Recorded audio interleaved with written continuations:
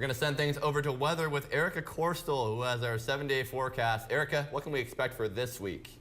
Well, Brendan, we are off to a gorgeous start today. It's so nice outside. The temperature keeps climbing, and we're even on track to hit a record high today in London. But the same can't be said for the rest of the country, though. We are seeing some very cold temperatures right through the west and the prairies, from -5 up to -2, straight through Alberta to Manitoba, and even colder up north in the territories, -11, -12. And those cold temperatures are actually going to be pushing their way through into Ontario over the Great Lakes in the next coming days over the weekend, which could bring with it the potential for some lake effect snow to start off our week next week. However, right now, though, we're still seeing some very nice warm temperatures in southern Ontario. We have some 12 degrees, nice and sunny. It's just a gorgeous day out there. We have 14 degrees in London, 13 in Sarnia, 17 down in Windsor, straight up to 12 in Toronto. So again, very sunny, very nice, very warm out there for the region today. But like I said earlier, those cold temperatures that we saw out west will be pushing their way through into southern Ontario over the next several days. So for Saturday, 8 degrees will be our high and some showers, and then as that system pushes through into the rest of the week, there are your flurries for Sunday. A chance about 5 to 10 centimeters that we could see. So again, -6 for your low. So those are very cold temperatures. The rest of the week, we'll be seeing some cloud cover, some more shower potential for the rest of the week, and then we have sun and a mix of cloud on Tuesday. But again, the temperatures will be feeling like November all over again. So 4 degrees, 5 degrees, 7, and then 6 degrees for next Friday. So unfortunately, that nice warm weather we see out there today won't be lasting. So get out there and enjoy it today while you can. And we actually are going to set a record today. 19 degrees is forecast for the high. The record is 17.8, which was set back in 1991. So we might not be seeing it again till spring. So get out there and enjoy it. That's all for weather today. Now to Taylor with sports.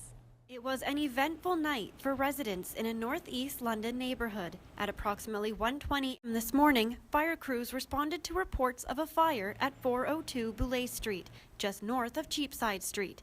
Firefighters extinguished the fire in a few hours, but not before it left neighbors of the townhouse unit visibly shaken.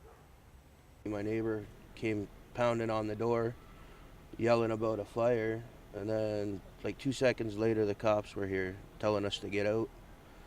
And I came out with my kids, and there's fire shooting out of the window, and cops everywhere, fire trucks everywhere. Fortunately, it is believed that the occupants were not home when the fire broke out. It's my understanding that there's nobody in the house at the time of the fire, nobody injured. We're still in the preliminary stages of the investigation, so we're trying to work it out now. Usually the lady and her kids are home all the time. I haven't seen them for a couple days though.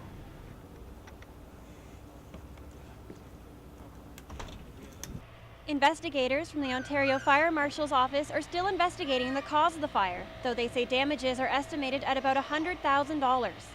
Erika Chorostil, Fanshawe Learn.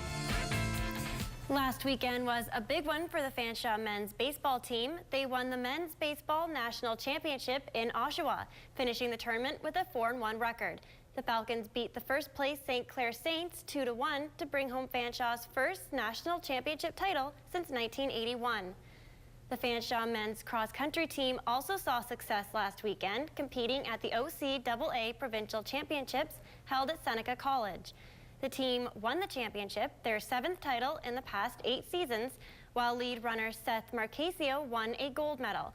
The team is now preparing for the CCAA National Championships at Sioux College on November 12th. So far, Mark Leggio, in his first season with the Mustangs, has been successful this year, making plays. He has 22 field goals and is in first place among kickers in the league, with a total of 103 points. I wanted to obviously make as many field goals as I could. I missed 5 this season. I wish that number could have been reduced, but overall for my first season in the OUA, I feel like I had a pretty good season. The previous Special Teams Player of the Week, Leggio was named Western's Male Athlete of the Week starting October 24th. On October 22nd, he scored 3 field goals in Western's win over McMaster. In addition to kicking, Leggio also has experience playing different field positions, including stints as a quarterback, linebacker, and a defensive back, but says he found his stride with kicking. Kicking kind of just grew into me because I was a soccer player, so it kind of just flowed right into being a kicker for football. Having chosen Western specifically for its football program, Leggio has enjoyed his time playing for Western so far and is looking forward to the rest of the season. London City Council is looking to shake up their transit subsidy programs. One proposal being discussed is the possibility of bumping up the transit fee for low-income blind people, an idea that does not sit well with London's blind community. Currently, City Hall grants subsidies for the blind, who ride for only $10 annually in an effort to help keep the city accessible for the blind community. However, protesters are now saying that if the proposal is approved, this will be a step backwards for London's transit system. Council will vote on the proposal next week. 2 London Lightning basketball players have been charged with assaulting a police officer at a local bar.